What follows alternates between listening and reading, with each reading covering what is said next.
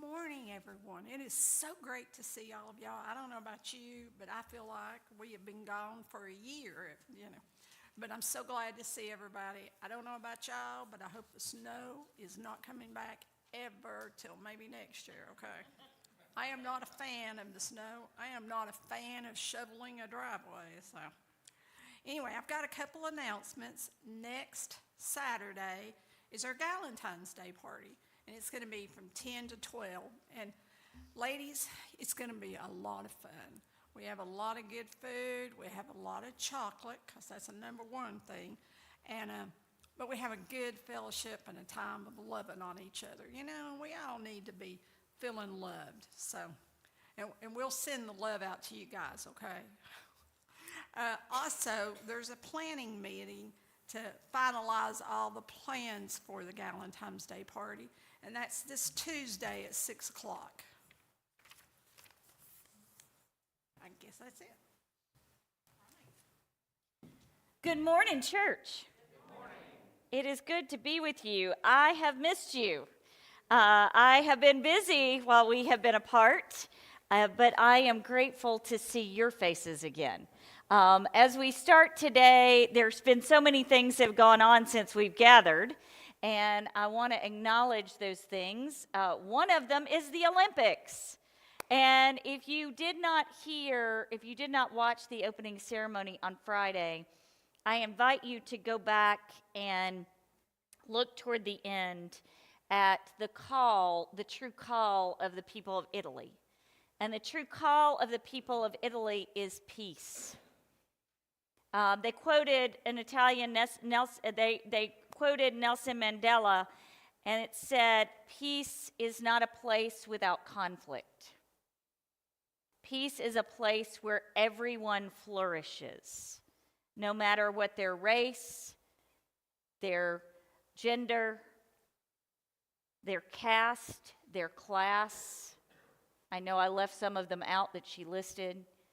But it is a place where everyone flourishes. And isn't that what we want? Isn't that what Jesus wanted?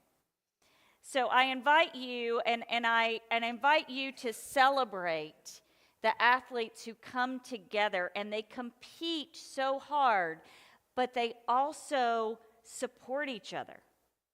They become friends across countries, even in competition. They see this is a way that the world can be united in one place in peace. And we can do that as well, can't we? So I invite you to think about that. And it takes courage to be willing to work with others who are different from you. It takes a lot of courage. And courage doesn't mean you're brave, okay? Courage means you're stepping out and doing what is needed to be done. And the people at the table did this over 16 days since January 1st. We opened our doors as a warming center. And I'm going to tell you, there were some really hard moments. And there were some beautiful, glorious moments, where we saw Jesus working in people that we never expected. And one of the ones I wanted to lift up to you in prayer was a young woman named Ray Ray. And Ray Ray, on the very last day of the warming center, very similar to our friend Amy Hickman, had felt the love that we had given her for days. And Ray Ray has a habit of coming up to me every single morning when we were open as the warming center. She would walk up to me and she'd say, "Have I told you how beautiful you are today?" And I would say, "And you are beautiful as well." And every day I would tell her I believed in her and that she was worthy. And on the last day, something bad happened. No one was injured. It's all good. But there's some stuff that went down that was not great. And I was angry, and I said, if I find out anybody else was part of this, you're going to be banned. And that was my anger speaking. But she heard me, and she looked at someone and said, "I can't lie to Pastor Melissa." And so she confessed what she had done. And then she said, "I don't want this life anymore. I want to go to rehab. So I'm going to ask you today to pray for Ray Ray. I know she's actually there. She tried to call me yesterday. She actually got Kamina on the phone. So I'm going to ask you to pray for Ray Ray. But Ray Ray is one of many people who are looking for a new life. You don't have to be on the streets to be looking for a new life. You can have the most glorious mansion in the world to be looking for kindness and love, right? So we're going to pray for them because that's what Keith would want us to do. So will you join me in prayer? God, as we come to you today, we are so grateful for the people in our world who lead us into and through peace. God, we all have moments where we lose our peace. We all have moments where the enemy wins. But we can step back and look, and we can apologize, and we can move on, and we can look the next day for peace again. Peace does not exist in a place without conflict. Peace exists where all people have the opportunity to flourish. God, I just ask that our leaders of all levels, our businesses, our cities, our states, our country, our world, that they look for ways of peace instead of deflecting and being angry and lashing out. God, we need peace. God, I'm thankful that in the midst of our pain and our loss today, in the loss of Keith, one of our beloved leaders, one of our beloved musicians, and a deep follower of Christ, is now with you. We celebrate his life. We thank you for the leadership. And I thank you that with all his struggles, in the end, there was peace.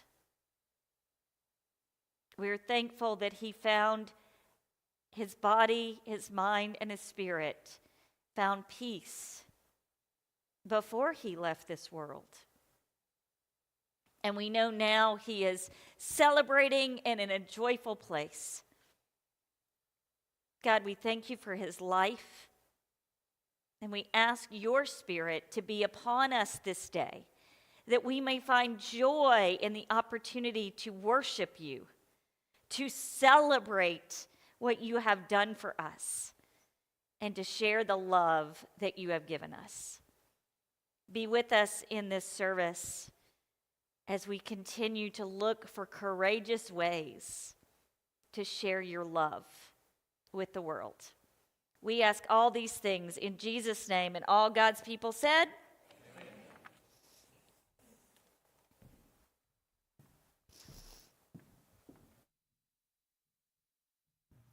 Our hymn of praise this morning is Come, Now is the Time to Worship. But before we do that, since we've missed all these church weeks, we didn't get a chance to celebrate, I guess, February's birthdays.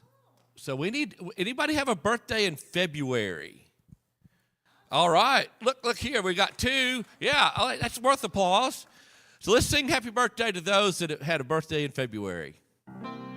Happy birthday to you. Happy birthday to you. Happy birthday, God bless you. Happy birthday to you. Amen. Now that we celebrated that, let's all celebrate Jesus as we stand to sing, Come, Now is the Time to Worship.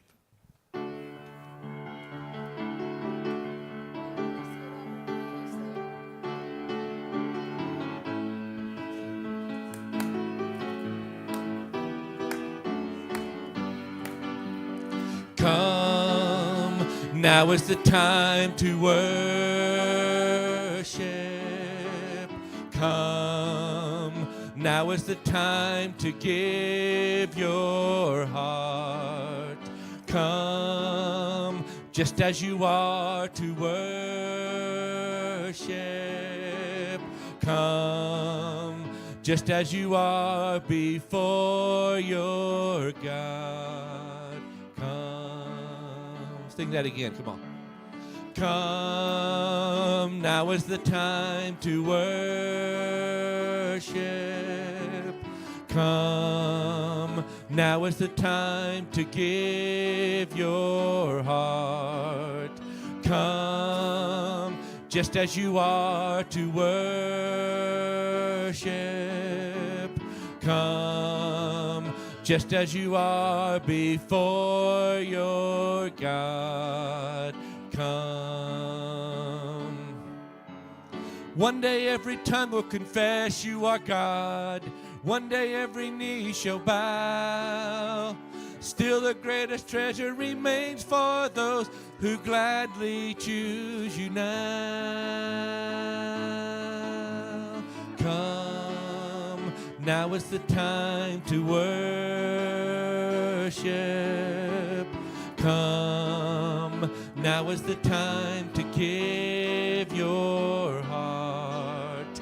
Come, just as you are to worship. Come, just as you are before your God. Come. One day every tongue will confess you are God. One day every knee will bow.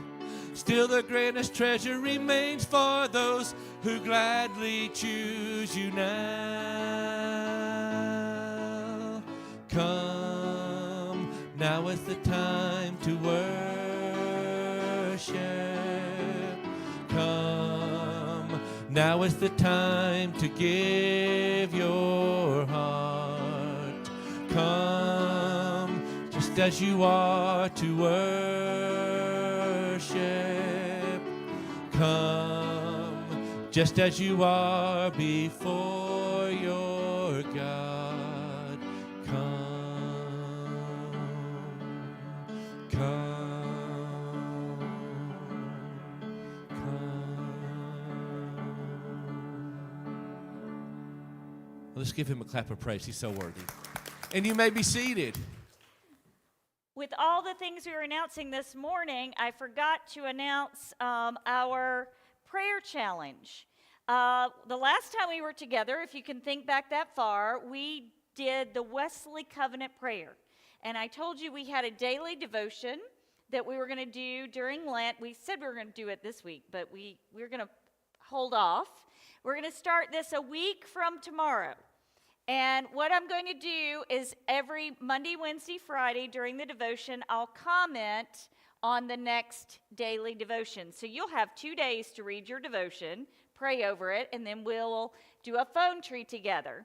And so if you reserved one of these, they are up here with your name on them. If you did not reserve one, you may pick one up today out of what are left. You can also get this on Kindle if you would like to do it that way.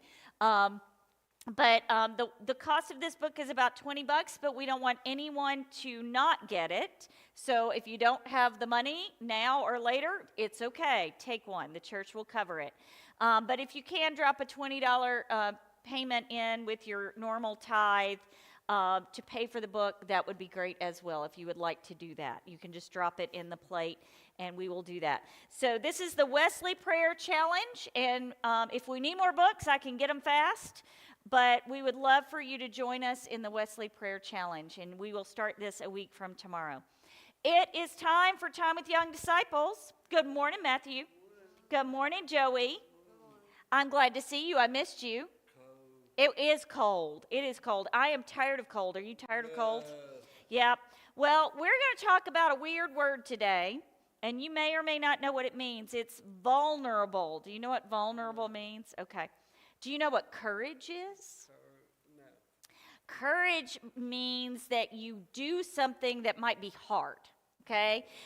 You have courage to stand up here with me. Do you have courage to stand up here with me? Well, then come stand up here with me. You're leaving me by myself today.